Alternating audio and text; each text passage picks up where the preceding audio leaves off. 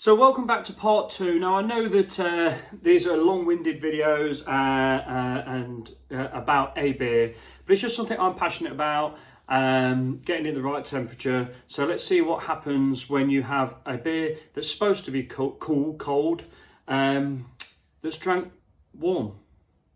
So anyway, so here we have a proper black IPA. So, if you can see, obviously it's come out of water. Oh, and I've not got any towels here. But as you can see, it is not suffering with condensation because it's cold.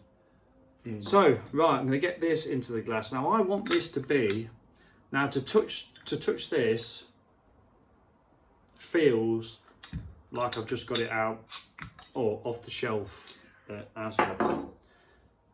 So it's not doing any leaping out the bottles. Now sometimes if your beer's a bit warm, it does want to, well, you feel it wants to overcarbonate, but I think when it's warm, you're going to lose some of that carbonation. So exactly the same glass, beer in the glass. Now I'm not going to go hard on this because I know what happened last time, and I'm expecting this to give me a bigger head with it being warm. However, whoa, now look. Now, you've seen how I poured that. I poured the first one really hard and overdid it. Now, I've poured this one quite gently. However, it has formed its own head. Now that is definitely because of how warm it is. Look at the colour of it. Do you know what? I didn't take a really great notice of it. Look at the colour of that. That really is. Now I can hold it up to the light out there. But that is black. I mean, I tell you something. If I was to serve that to somebody and say, oh, do you know what I love about my glasses now? I've decided I'm never going to have a beer in my glass unless I've proper beer cleaned it. I love how you see the carbonation just fly up. There is a fair bit of carbonation in that, but it's a bottle conditioned beer, so it's like a soft carbonation, isn't it? But just take a moment to look at that stunning beer. And you can even see the reflection of the camera. Well, the iPhone. It looks like someone stood in the background there. That is, if I was to serve that up and say, there you go, you'd think that I've just given you, I don't know, well, almost like a bloody breakfast stout or something, or an imperial stout.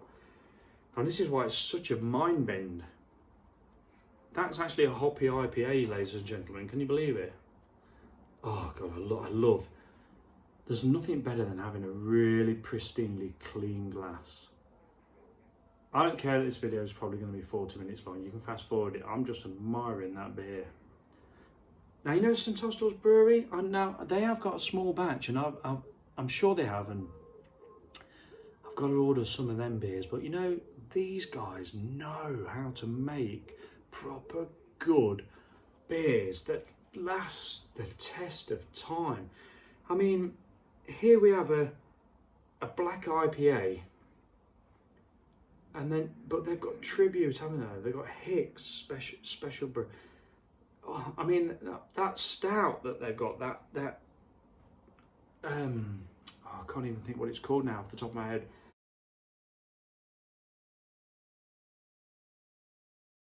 It's beautiful. The 6 malt stout. I can't even show you one because it's out the way. But these are a great brewery, and they know what they're doing. I've not drank anything out of this yet, and yet, because this head has settled down, look. Now, I don't know. Does the warmth, when you have a beer that's warm, it pours very lively, I think. But then it dissipates quite quickly. So does the warmness of the beer not help with the carbonation? I know that the warmness of the beer is going to lend itself towards the heavier person on the seesaw, i.e. me, rather than the hops.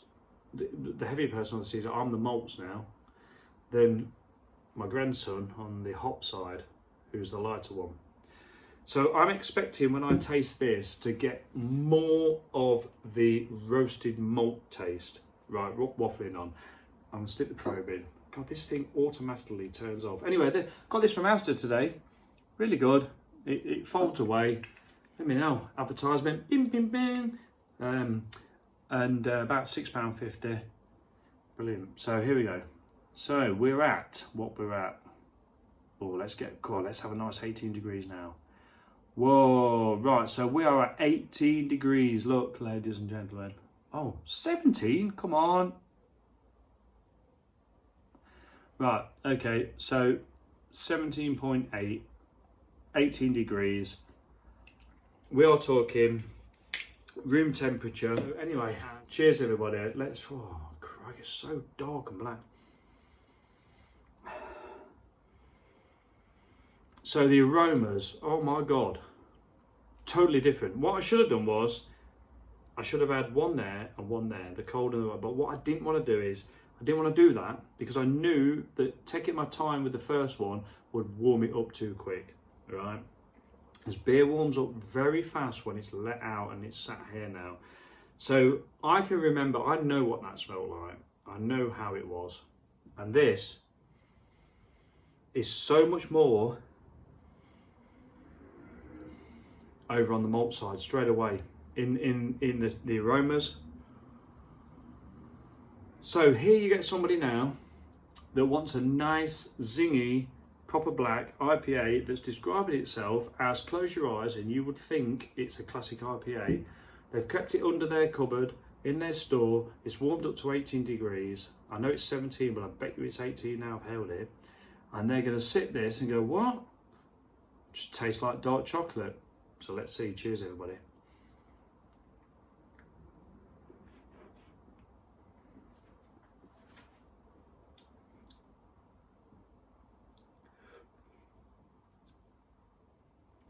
What? Tastes like dark chocolate. No. So, yeah, a lot different. Now, this bamboozles me because honesty is the key. Now, anybody that's watching this and fast forwarded all the way to this because they're bored of the early stuff, this is St Austell's Proper Black served at the wrong temperature, right? So this is a wonderful bottle conditioned beer. I'm just going to get the rest of that sediment out. It's served at the wrong temperature, okay? Oh! So, as you can see, I've literally just poured that in there and it's almost glass bombed over the top, right? Because I felt in the bottle that there was only a little bit left. So I've chucked it in and it's literally cascaded over the top. So here's a bamboozle thing for me. When this beer is too warm, or a beer is too warm, it can tend to pour a bit over lively, okay? But the mouthfeel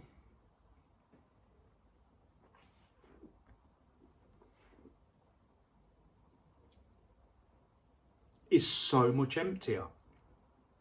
So, the one thing, if I remember, that I didn't mention about the first one is the nice carbonation swilling around, going around the mouth. I like to swill the beer around the mouth to get the taste in that. So on the nice 9 degrees proper job black IPA, we was getting a nice level of carbonation swilling around the mouth. Now, even though this pours lively, its mouthfeel, its carbonation mouthfeel, is very flat compared to the cold proper temperature one. Crikey, 6% beer times 2 very quickly without dinner. That's coming later.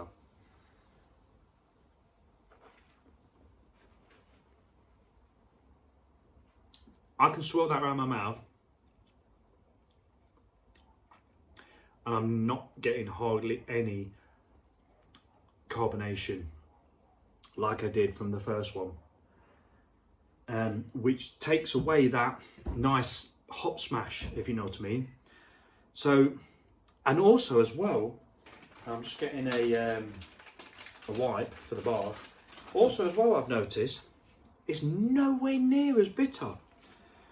Nowhere near as bitter. Now, I really, really hope that you've stuck with me on this, because I really want to push, and I think other beer reviewers could help me out on this, and especially the ones that are a lot more established than me, to just really, I mean, there is a table of temperatures for all different styles of beer, but it's only a guide.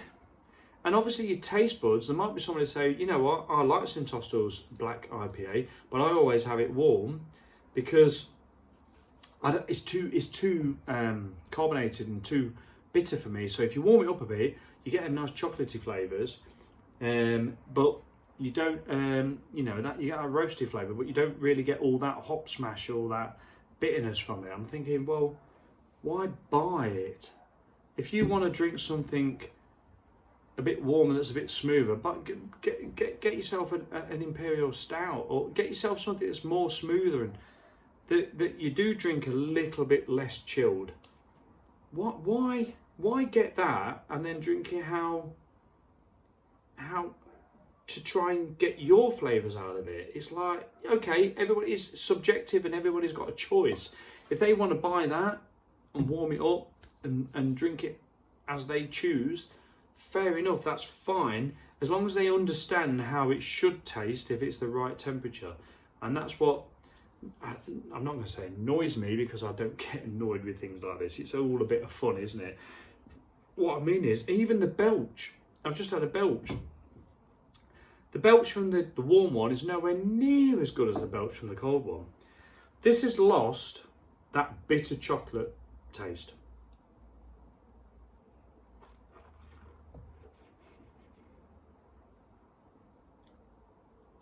I've got no mouthfeel to that. There's no bitterness. Well, no, that's a lie. There is bitterness, but it's not the same. It's just, when I was drinking the first one, the cold one, or not so much the cold one, the correct temperature beer, I was getting the bitterness that I couldn't decide. That it was almost like, you're so clever, because that's making me think you've got that from the chocolate. You know, you've put loads of dark chocolate in there and it's so bitter. But no, the bitterness is coming from the hops, isn't it? It's coming from the hops.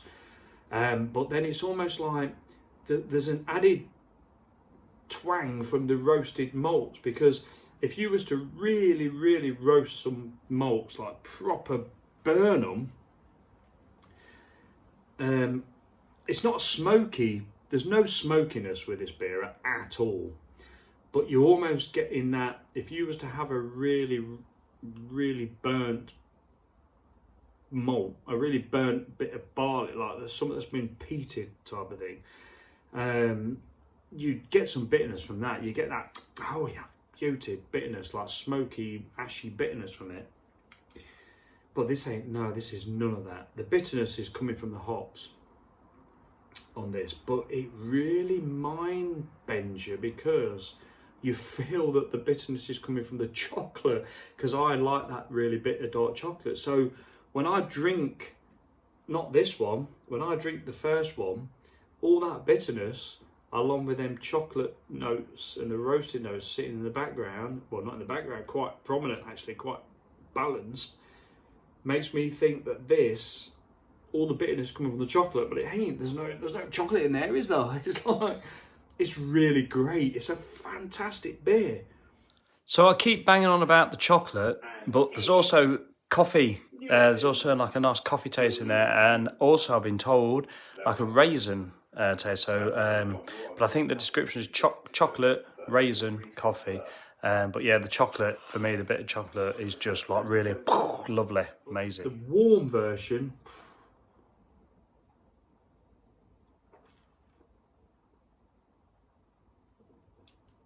the warmth hasn't even really brought any more flavours out like I'd expect it to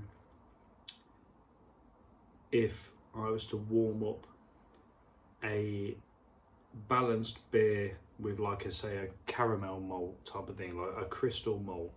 If I was to warm that up, I'd expect to get more toffee flavours out of it. Okay, my local brewery, Everard's, they do a beer called Tiger.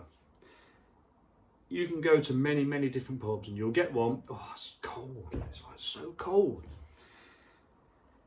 And you don't get the toffee taste out of that. If you have a pint of Everard's Tiger at the correct temperature, that's looked after and served properly and everything's bang on, you will get, even at the low ABV that it is, you will get them caramel and toffee notes, signature sort of like crystal malts that Everard's use.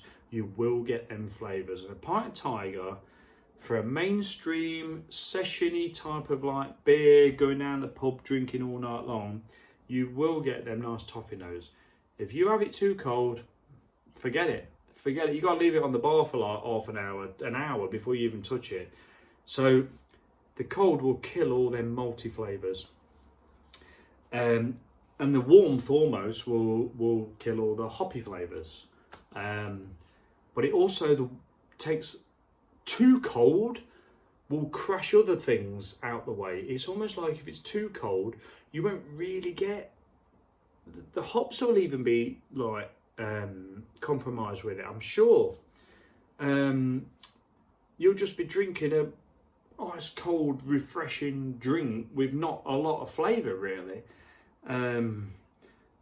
But too warm. So anyway, right. I think I've waffled on enough, but I'm very passionate about this. So anybody watching this video, please comment, please tell me, please sort of like agree with me, disagree with me, but I know now. Let's have a look what the temperature of this is now with my new probe. So, right, ladies and gentlemen, look. We are at now 19 degrees there. So mateys took his beer out the cabinet that he says like, oh, that's 17 degrees, that's fine. But within a short space of time, it's 19 degrees. And he's drinking it thinking,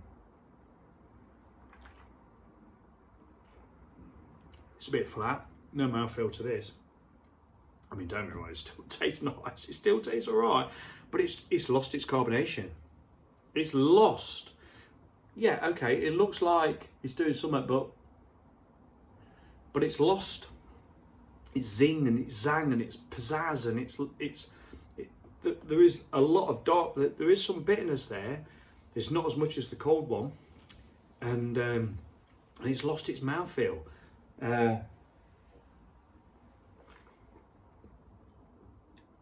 But anybody joining this video now, it's not St Austell's fault, it's my fault. I've warmed this beer up to 18 degrees.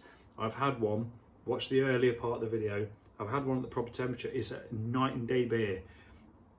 If I was to give the person straight away that beer, when it was cold, well not cold, 9 degrees, I think it was, round about then, and this one at 18 degrees, if I gave them that first, they drank that, they go, oh, that's nice, what's that with a blindfold on? Oh, and then they go, a black IPA, crikey, that just tastes like a normal IPA with a little bit of roastiness to it. But if I give them that, they'd be like, oh, what's that? It's like a roasty. Is there any citrus smell in that? There's no citra smell in that at all. Nothing. There's no floral smell. There really isn't. all I can smell is basically what I can taste, which is quite dark and